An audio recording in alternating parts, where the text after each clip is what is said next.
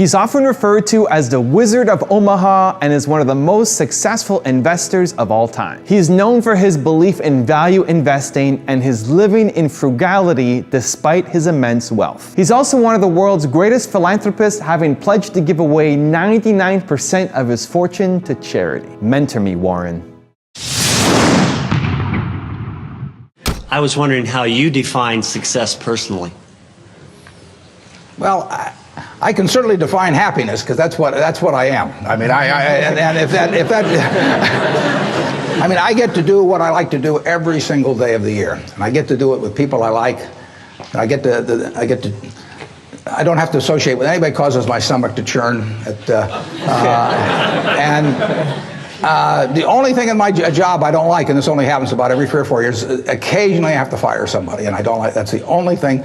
Other than I tap dance to work, and I get down there and I think I'm supposed to lie on my back and paint the ceiling, or something like Michelangelo. I mean, that's the way I feel, and it doesn't diminish. It's tremendous fun. So, if they say that success is getting what you want, and happiness is wanting what you get. Well, I don't know which one applies in this case, but I do know that I wouldn't be doing anything else. I mean, I do advise you, when you go out to work, go to work for an organization that you admire, people you admire, because it'll turn you on, and you ought to be happy where you are working. And I always worry about people who say, I'm going to do this for 10 years. I really don't like it very well, and then I'll do 10 more years of this. I mean, that's a little like saving up sex for your old age. I mean,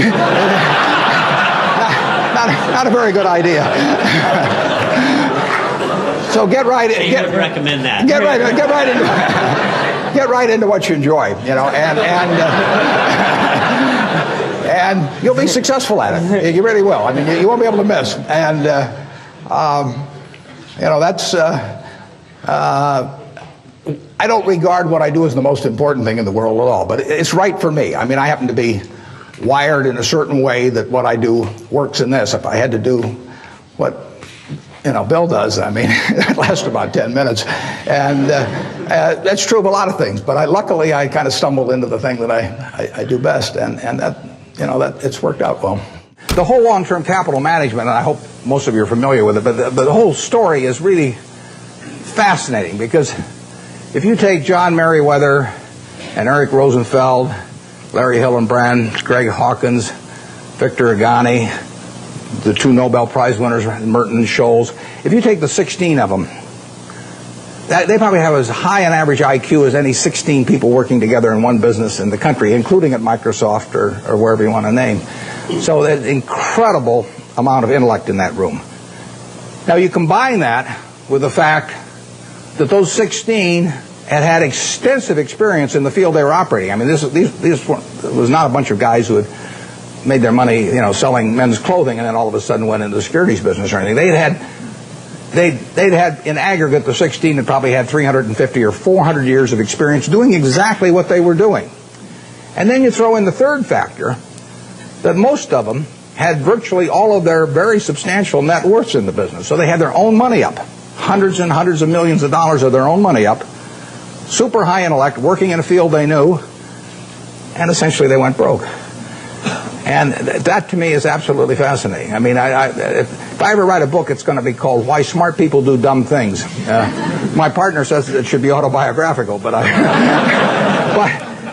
this might be an interesting illustration. And these are perfectly decent guys. I respect them, and they helped me out when I had problems with Solomon, and so they're not bad people at all.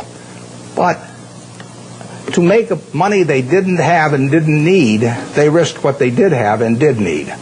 And that's foolish. That is just plain foolish. It doesn't make any difference what your IQ is. If you risk something that is important to you for something that is unimportant to you, it just does not make any sense. I don't care whether the odds are 100 to 1 that you succeed or 1,000 to 1 that you succeed. If you hand me a gun with 1,000 chambers, 1,000,000 chambers in it, and there's a bullet in one chamber, and you said, put it up your temple, how much do you want to be paid to pull it once? I'm not going to pull it. You can name any sum you want, but it doesn't do anything for me on the upside, and I think the downside's fairly clear. So I'm not interested in that kind of a game, and yet people do it financially than without thinking about it very much. I have an old-fashioned belief that I should expect to make money in things that I understand. And when I say understand, I don't mean understand, what the product does or anything like that. I mean understand what the economics of the business are likely to look like 10 years from now or 20 years from now. I know, in general, what the economics of, say, Wrigley chewing gum will look like 10 years from now. The internet isn't going to change the way people chew gum. It isn't going to change which gum they chew. If you own the chewing gum market in a big way, and you've got Double Mint and Spearmint and Juicy Fruit, those brands will be there 10 years from now. So I can't pinpoint exactly what the numbers are going to look like on Wrigley, but I'm not going to be way off if I try to look forward on something like that. That evaluating that company is within what I call my circle of competence. I understand what they do, I understand the economics of it, I understand the competitive aspects of the business. So figuring out the economic consequences, TV, I think there's, 20, 25 million sets a year sold in the United States. I don't think there's one of them made in the United States anymore. You'd say TV set manufacturer, what a wonderful business. Everybody, nobody had a TV in 1950, or thereabouts, 45 to 50. Everybody has multiple sets now, but nobody in the United States has made any real money making the sets. They're all out of business. The Magnavoxes, the RCAs, all of those companies. Radio was the equivalent in the 20s. Over 500 companies making radios in the 1920s. Again, I don't think there's a U.S. radio manufacturer at the present time. But Coca-Cola, what was it, 1884 at Jacob's Pharmacy or whatever, the fellow comes up with something. A lot of copiers over the years. But now you've got a company that is selling roughly 1.1 billion 8-ounce servings of its product, not all Coke, Sprite, and some others, daily throughout the world 117 years later. So understanding the economic characteristics of a business is different than predicting the fact that an industry is going to do wonderfully. And so when I look at the internet businesses, or I look at tech businesses, I say this is a marvelous thing, and I love to play around on the computer, and I order my books from Amazon and all kinds of things, but I don't know who's going to win. And unless I know who's going to win, I'm not interested in investing. I'll just play around on the computer. And defining your circle of competence is the most important aspect of investing. It's not how important, how large your circle is. You don't have to be an expert on everything. But knowing where the perimeter of that circle of what you know and what you don't know is, and staying inside of it, is all important. Tom Watson Sr., who started IBM, said in his book, he said, I'm no genius, he said, but I'm smart in spots, and I stay around those spots. And that is the key. So if I understand a few things, and I stick in that arena, I'll do okay. And if I don't understand something, but I get all excited about it because my neighbors are talking about it, the stocks are going up and everything, they start fooling around someplace else, eventually I'll get creamed, and I should.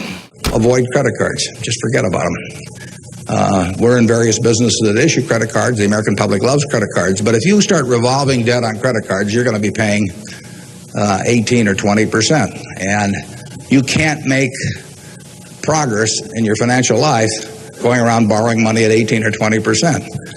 You can make a lot of money by lending it out at 18 or 20% over time. If you can find anybody that's good that will borrow from you. But you don't want to be on the side of the equation that's always behind in life. I was lucky. I'd saved about $10,000 by the time I got out of school. That $10,000 was really worth millions I might have earned later on, because after you get a family and everything, the expenses roll in. But those were my tools to work with, but it was only because I was ahead of the game. If you're behind the game by $10,000 at some point and paying 18 or 20% interest on it, you will never, you'll never get out of it. So the trick, I've got a partner that says, all I want to know is where I'm going to die, so I'll never go there. And that's true in financial matters as well. You want to figure out where you don't want to be ahead of time and avoid that. And I get about a dozen letters a day from people who are having terrible problems. And there are two reasons why they have terrible problems. One is a number of them have had health problems of some sort. I mean, they have really been hit by or somebody in their family has been hit by some kind of catastrophic illness. And that is it's a terrible thing to happen to any family. and they get in, they run up bills they can't pay, and really only society can solve that one in terms of protecting people against that. That's just plain bad luck. But the other one is from people who run up credit card debt, and they're facing bankruptcy, or they've been through bankruptcy once before, and they owe a whole bunch of money, and they can't even pay the interest, let alone pay any principal. And half of my letters come from people like that, and that problem is avoidable. Catastrophic illness is not, but credit card debt is something you bring on yourself, and it's way better, it's way easier to stay out of trouble than to get out of trouble financially. And I will guarantee you, if you run a big credit card debt, you will be in trouble probably the rest of your life in terms of your financial situation. On the other hand, if you get ahead of the game, even it's on a very modest scale, so that money is coming in from investing, and people owe you money, or equities owe you ownership, you'll be way ahead of the game compared to paying it, always paying your creditors every month. So my advice to you is, if you can't pay for it, don't buy it, and get yourself in a position where you can pay for anything, and then we'll be glad to see you at Borsheim's or the Nebraska Furniture Market. I always look at IQ and talent as sort of representing the horsepower of the motor, but then in terms of the output, the efficiency with which the motor works, that depends on rationality, because a lot of people start out with 400 horsepower motors and get 100 horsepower of output, and it's way better to have a 200 horsepower motor and get it all into output. And so why do smart people do things that interfere with really getting the output they're entitled to? And it gets into habits, into character, into temperament, and it really gets into behaving in a rational manner. And not getting in your own way. As I say, everybody here has the ability absolutely to do anything I do and much beyond. And some of you will, and some of you won't. But it will. The ones that won't, it will be because you get in your own way. It won't because the world doesn't allow you to. It will be because you don't allow yourself to. So I want a simple business, easy to understand, great economics now, honest and able management, and then I can see about, in a general way, where they're going to be 10 years from now. And if I can't see where they're going to be 10 years from now, I don't want to buy it. Basically, I don't want to buy any stock where if they close the New York Stock Exchange tomorrow for 5 years, I won't be happy owning it. I buy a farm, and I don't get a quote on it for 5 years, and I'm happy if the farm does okay. You know, I buy an apartment house, don't get a quote on it for 5 years, I'm happy if the apartment house produces the returns that I expect. But people buy a stock, and they look at the price the next morning, and they decide whether they're doing well or not doing well. It's crazy, because they're buying a piece of a business. That's what Graham, the most fundamental part of what he taught me. You know, you're not buying a stock. You're buying a part ownership in a business. You will do well if the business does well, and if you didn't pay a totally silly price. And that's what it's all about. And you ought to buy businesses you understand. Just like if you're buying farms, you ought to buy farms you understand. It's not complicated. Well, I've made a lot of mistakes. Biggest mistake, well, not the biggest, necessarily the biggest, but buying Berkshire Hathaway itself was a mistake, because Berkshire was a lousy textile business, and I bought it very cheap. I'd been taught by Ben Graham to buy things on a quantitative basis. Look around for things that are cheap, and that I was taught that, we'll say in 1949 or 50. It made a big impression on me. So I went around looking for what I call used cigar butts of stocks. And the cigar butt approach to buying stocks is that you walk down the street and you're looking around for cigar butts, and you find this on the street, this terrible looking, soggy, ugly looking cigar, one puff left in it. But you pick it up and you get your one puff. Disgusting, you throw it away, but it's free. I mean, it's cheap. And then you look around for another soggy, one puff cigarette. Well, that's what I did for years. It's a mistake. Although you can make money doing it, but you can't make it with big money. It's so much easier just to buy wonderful businesses. So now I would rather buy a wonderful business at a fair price than a fair business at a wonderful price. But in those days, I was buying cheap stocks. And Berkshire was selling below its working capital per share. You got the plants for nothing. You got the machinery for nothing. You got the inventory and receivables at a discount. It was cheap. So I bought it. And 20 years later, I was still running a lousy business, and that money did not compound. You really want to be in a wonderful business, because the time is the friend of the wonderful business. You keep compounding, it keeps doing more business, and you keep making more money. Time is the enemy of the lousy business. I could have sold Berkshire, perhaps liquidated it, and made a quick little profit, one puff. But staying with those kind of businesses is a big mistake. So you might say I learned something out of that mistake, and I would have been way better off taking what I did with Berkshire is I kept buying better businesses. I started the insurance business, See's Candy, the Buffalo, all kinds of things. I would have been way better doing that with a brand new little entity that I'd set up rather than using Berkshire as the platform. Now I've had a lot of fun out of it. I mean, everything in life seems to turn out for the better, so I don't have any complaints about that, but it was a dumb thing to do. I went into U.S. Air. I bought a preferred stock in 1989. As soon as my check cleared, the company went into the red and never got out. I mean, it was really dumb. I mean, I've got an 800 number I call now whenever I think about buying an airline stock. I call them up any hour that, fortunately, I can call them at 3 in the morning, and I just dial and I say, my name's Warren, I'm an aeroholic, and I'm thinking about buying this thing, and they talk me down. I mean, it takes hours sometimes, but it's worth it, believe me. If you ever think about that buying an airline stock, call me and I'll give you the 800 number, because you don't want to do it. But we got lucky in terms of how we eventually came out on it, but it was a dumb decision, all mine. I would go to work in whatever turns you on. It may turn out that it'll be more profitable than you can think, but almost everybody here will make enough money, unless they get some terrible habits along the way, to do reasonably well. And doing reasonably well in this country really is pretty darn good. I mean, it's not necessary to have huge amounts of money in order to enjoy yourself. I enjoyed myself when I had my $10,000, and I live in the same house that I lived in when I had about that. I bought it 41 years ago. I liked the house then. I like the house now. I mean, if you think about it, if you have a reasonable job, you'll be eating at McDonald's and I'll be eating at McDonald's. So we're to push on food. I mean, in fact, I hope it's Dairy Queen, actually. And and if you come to Dairy Queen, you'll see me. And you can order anything on the menu I can order, and we both can afford it. You'll wear the same clothes I wear. I'll pay more for my suits, but as soon as I put them on, they look cheap on me. So we'll look about the same. And, we'll both live in the same kind of houses. I live in that house from 41 years ago, and it's warm in winter, and it's cool in summer, and it's comfortable.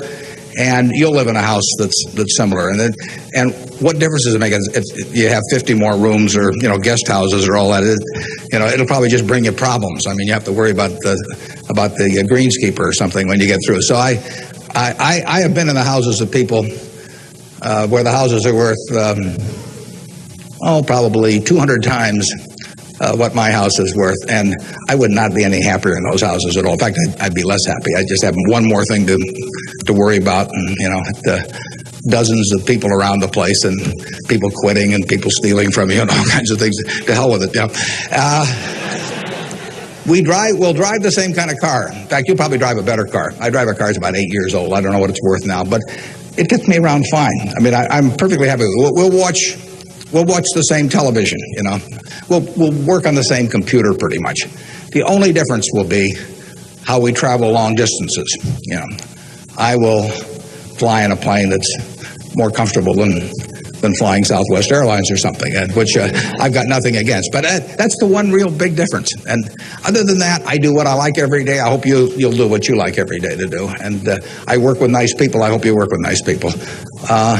And there's 24 hours in the day, and those are where the hours go. So great wealth is the tiniest bit different in a real sense than having just a decent income. And to trade a decent income and something you love doing and something where you feel worthwhile doing it for huge wealth where you trade off a lot of your principles would be a terrible mistake. If you tell me who your heroes are, I can tell you how you're going to turn out to quite an extent by this point in life. And I have been extraordinarily lucky in that none of my heroes ever let me down. I mean, the ones I came up with throughout their lives, I've never felt that I've been let down in any way with it. Number one was my dad, and had a huge impression on me.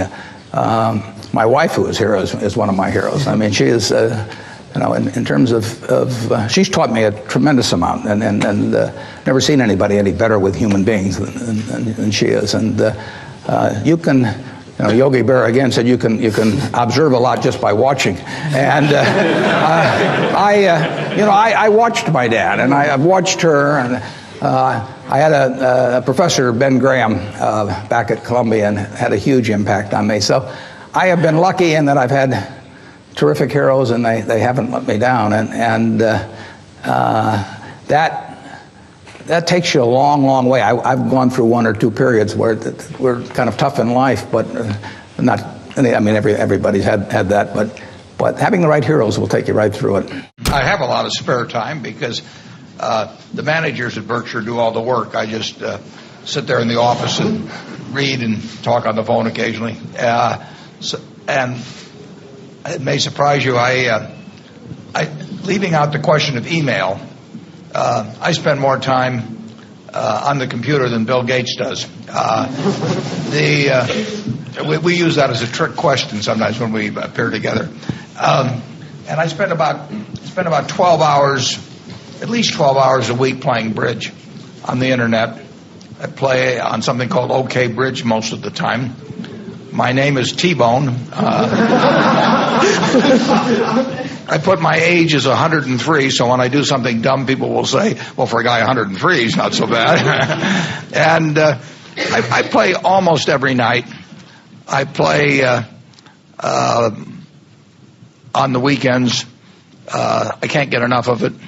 My partner, incidentally, almost all of the time is an Italian woman who lives in the United States who's come along on this trip, actually, and she was twice world champion, and we have a terrific time, and that's my favorite activity. I used to play golf. I still play a little bit, but I've gotten so bad that I can hardly bear to watch myself play golf. And I do a lot. I do a lot of reading. I like movies, but the best thing I like is running Berkshire Hathaway. Thank you guys so much for watching. I made the Mentor Me series happen because I wanted to spend a little bit more time with these super successful entrepreneurs and hope some of their magic pixie dust rubs off on us by spending a little bit more time with them. So I hope you guys enjoyed this video. Let me know what you think of it. Let me know what you took from the speeches that we played. Leave a comment below. I will join in the discussion. Thank you so much for watching. Continue to believe, and I'll see you soon.